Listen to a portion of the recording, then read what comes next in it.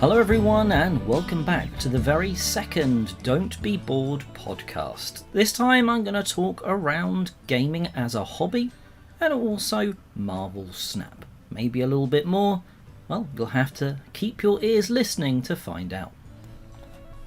So recently I was listening to a few different board game podcasts that I wasn't overly familiar with, and I think it was on the Board Game Snobs podcast. They had a really interesting question submitted from, I'm assuming, one of their listeners that they really wanted to talk through. And I thought, well, I've got some thoughts and opinions on that as well, so why not cover it here? Now, it was a three-pronged question. Effectively, someone had been out the hobby, they were looking for some advice on games to play, how to sort of get people to play games, and what really motivates the sort of, in that case, the board game snobs to actually play games. Now, they had some really good opinions on it, but here are mine. So let's tackle this one at a time. What game should you play to get sort of back into the hobby? Now, in the last couple of years, there has been some great games released, but not all of them are sort of the ones that you want to be using as getting back into gaming. Maybe work your way up to, something big and amazing like the new Board Game Geek #1, Brass Birmingham. If you've not played some board games recently, jumping back in at that point might be a little tricky. Now, my advice on the game that always comes to mind when I hear this sort of question is probably Cascadia. Now, it takes the tile placement that many people love, certainly myself, and does put some nice twists on it. It's much less cutthroat than its predecessor, Calico, which I'm not a huge fan of, as you're very sort of pleasantly building out these territories of land. So this long join of mountain that you're trying to connect next to this lump of water with this tree area and another tree area over the other side that maybe you'll try and link up, maybe you won't. Now, what makes this one special is you're going to get points for the territories that you've built out, but how you choose tiles is very important. There's a market in the middle of the table, and when you take a tile, well, you get a little animal token as well.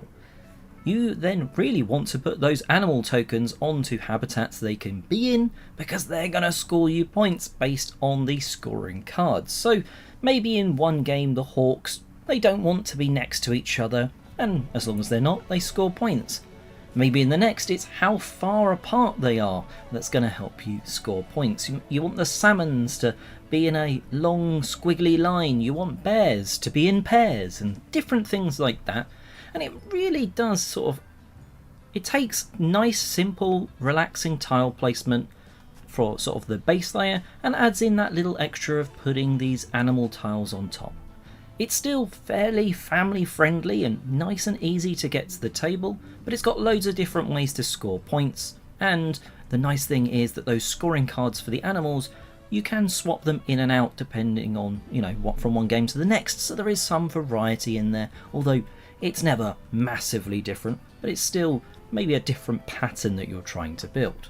So for me, the last few years, Cascadia is that sort of game that is colourful, easy to play, and pretty much everyone will get some enjoyment out of playing it, and then maybe you can go on to playing the latest hotness. Now, the second question was how to get a gaming partner. Now, I'm very fortunate that my wife does enjoy playing games, but not all the time. I don't also want to play games all the time. After a hard day of work where your brain has been boiled, you don't always want to do much more than sit on the sofa. But if you're fortunate that your significant other or just family member or whatever wants to play games, that's a great opportunity, though I would suggest not forcing them into it, because it's much better if someone wants to play a game with you than if they're sort of only doing it because you sort of asked them enough times they've given in. My advice on this is, and it's not going to be possible for everyone, is go to your local board game shop. Now hopefully it's a local board game cafe and there'll be other people that play there. First of all, a lot of those, certainly a few that I know of, including my local one, Counterculture Games, it has a sort of regular gaming group. They meet there every Saturday and pretty much I think every Tuesday as well, although it's not 100% on when, because I'm at work, so I can't join in on that one. But certainly on Saturdays you can go there and there's always going to be a group of people playing games, and you can pretty much turn up and play, or sort of arrange ahead of time to get some games to the table. If you're going there on your own or even with a friend, you can still join in with that group who are playing normally relatively heavy games, but there's always a bit of a mix. Now, I say this because there's people at these shops often that are actively looking for other players to play. It's not always a closed off game group. You might be able to just join in there. Maybe it is just a shop, but maybe if you talk to the person behind the counter, if they're passionate about games, they're not just an employee sort of there for the money, they're there because they love games and want to sort of enjoy being an extra part of the hobby, well, they might know a local gaming group that maybe you would fit into. So I think that could be a great way to get sort of a gaming partner or gaming group for you to play. The third thing in the question was the motivation. Now, like I said, sometimes there is no motivation for me. I've just noodled my brain and I don't want to then sit down and think and plod through. Maybe I don't want to teach a game that's too dense in rules because I've got to really step through it. Oh, it's a lot of effort sort of thing. And I don't want that every weekday. But there are certainly times where that sort of trough disappears and the peak of motivation happens, and that I find is annoyingly, in this context of a question, right after I've played some games. So I go probably every 3 weeks to Counterculture to play games on a Saturday. I'd like to go more, but it's not always possible, life and stuff. And the fact I go there, I know that's a day where I'm going to play a load of board games, and I come out of that re-energized, wanting to play more board games. I want to get games to the table the next day and the next week, and then maybe if I've not had a chance in a week, maybe I don't feel as encouraged to pull a game out. Now, one thing you can do if you know your significant other is up for playing games is you can say, okay, on Tuesday this week we're both free, we've not got something extra to do, let's make sure we play a game then. Even if it's, and I would sort of suggest make it a favourite of yours if you've not played a game in a while, even if it's a 30-minute, 20-minute, quarter of an hour long game, just get it played, enjoy it, enjoy that favourite game getting back to the table, and then all of a sudden you're like, oh, I really enjoyed this, maybe let's play another round. Or maybe the next day you're like, oh, well, I really enjoyed that last night, should we do it again? And I find that motivational cycle just sort of spirals. You play a board game, you enjoy it, you're motivated to play more.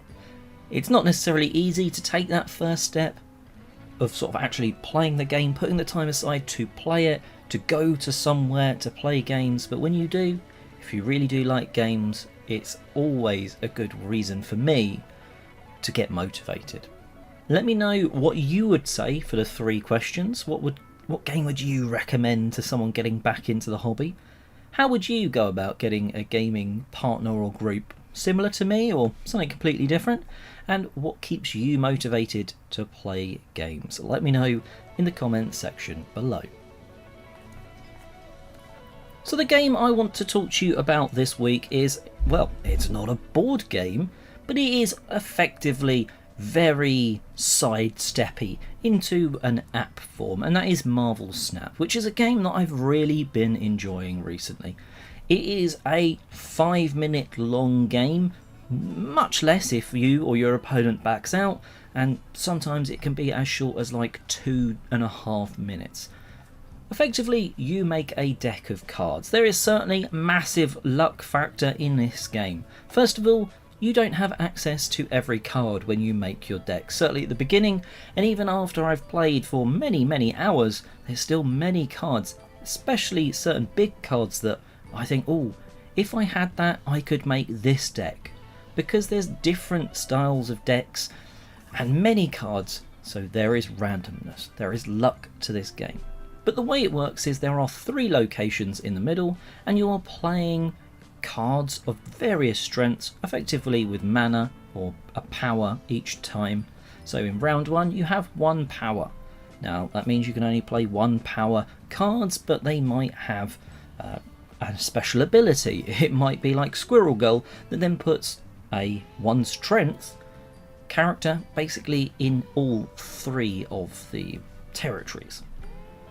And then you've got other people like Ebony Maw, I think it is, where you play it. It's a cost of 1, but it has 7 strength, but you can no longer play a card to that location. And with all of these different cards, what comes out of your deck when you draw it, it can completely screw you over.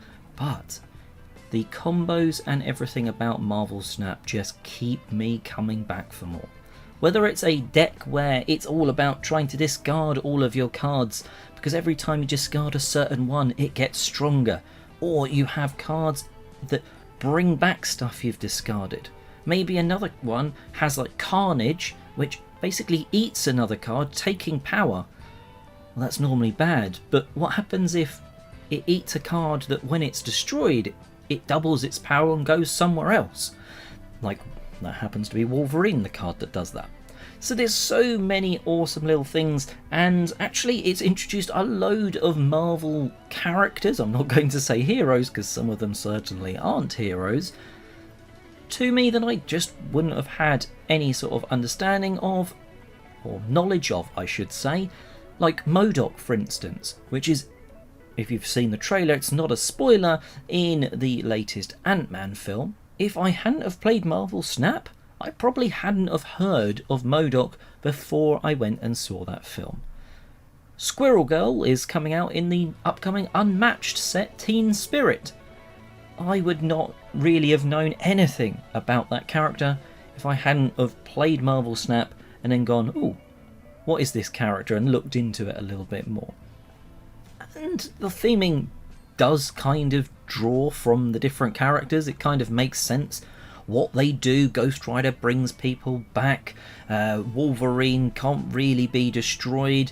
Neither can Colossus or Colossal, whatever his name is. He can't take damage or have his strength lowered. You've got Nightcrawler who can move, Vision who can move, and different things like that. It just makes a lot of sense when you're playing the game. Thanos adds the stones into your deck that you're going to try and draw. And it's a really interesting thing where you are playing these cards to these different locations, trying to outthink what your opponent is. Sometimes you can see the cards they're playing and you're like, you're playing that deck. Okay, I need to be wary of when this happens, because maybe you've got a card that's going to try and kill one of mine, or maybe just you're going to destroy a location and I've got to be aware of that. There's so many cards, so much variation, that it's really interesting to play against other people from around the world. And you can actually now play against friends, although I've not actually tried that. But Marvel Snap is just, it's a perfectly quick game. It's a pick it up, play for 5 minutes and put the phone down app sort of game. And if it was a real version, if there was a real version of it, I'd probably pick it up. Although the admin might not be as fun when you're getting boosting power here, losing power there, and all that sort of stuff, but I think it could work really well. I've not played it yet, but I hear it's much like Land, Air and Sea, where there's 3 locations and you're playing cards to there. And it's got this brilliant mechanic of dropping out, I think similar to that game where if you drop out at the first few rounds, it's only going to lose you 1 point of your rank. But if you get to the final round, it's going to be, you're going to either lose or win 2 points to go towards your rank. But you can also snap, which is where the Marvel Snap name comes from. It's not actually like slapping your hand down snap. You can effectively snap to double down and say, yeah, I'm confident. And your opponent sees this and they can either back out then. If they don't, the next round is 2, and if you get to the final round it's 4 points. But what if you both snap? Well, then it's 8 points for your rank, up or down at the end, unless you get a tie. And I've played hundreds of these games, and I think I've probably had less than 5 ties. So it's a really, really good game. It really is. It's just super quick. So it doesn't matter if you get screwed over by a bit of luck, a bit of randomness, because, well, you're going to play another game in 2 minutes anyway. And the locations have powers that twist up and make each game feel different. But yeah, Marvel Snap, have you played it? Let me know in the comments below. And last but not least, I'm going to talk on, probably try and justify to myself why I spent £75 effectively to get 7 Wonders, despite owning 7 Wonders. Well, I did this because I really love the look of the new edition, and with the new expansion coming out, which I managed to buy from my local game store, Edifice, I've now got the base game, the 4 expansions, all in one style, which is exactly what you need. Now, it does mean that while in my old version I've got the sort of Wonders pack, the special sort of thing that you could get, I don't think I've got those anymore because I don't think they've been released in the new style. But it does mean I've got a brand new box of really shiny, nicely illustrated cards with the fantastic 7 Wonders dual iconography. The one thing I always find when introducing 7 Wonders to a brand new player is they struggle to see, I've got this building from round 1, that means in round 2 I can build this building for free.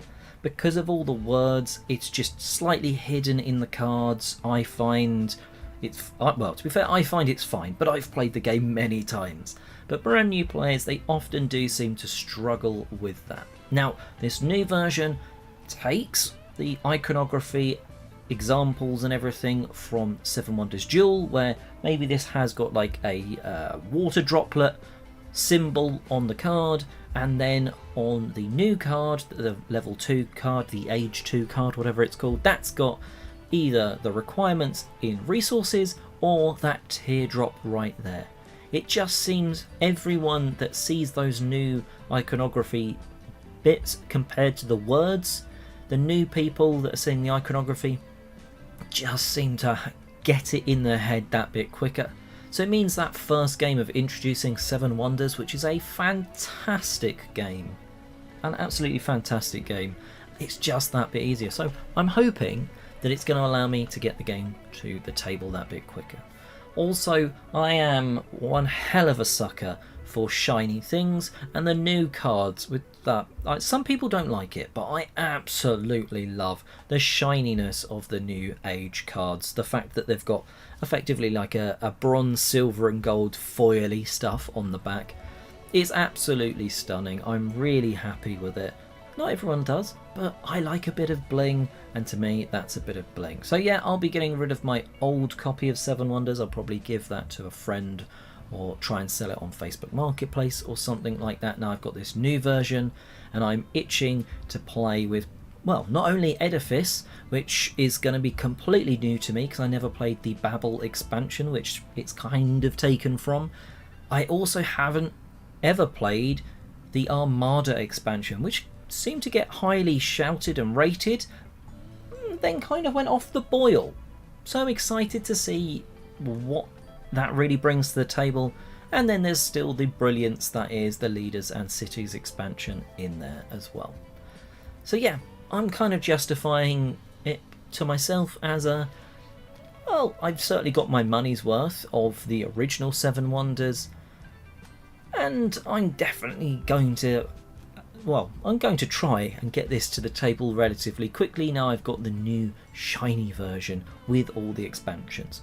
I'm not going to throw all the expansions in at once, but I'm really, really excited, especially for Edifice, because I think the way you have to sort of half work on it together is a really interesting thing, because it gives you an option where if you're not on this communal thing, you don't have to be there, but you're going to get punished for it a little bit. So everyone's almost playing a little bit of chicken around the table of, well, I'm not going to do it yet, not going to do it yet. Then someone starts it and it's all of a sudden it's like, I need to get on that now because someone else isn't going to be penalised for, I don't want to get behind. So there's that bit of chicken where it's like, I don't want to do it, don't want to do it, don't want to do it, I have to do it now, damn it. They've sort of pushed me into a corner.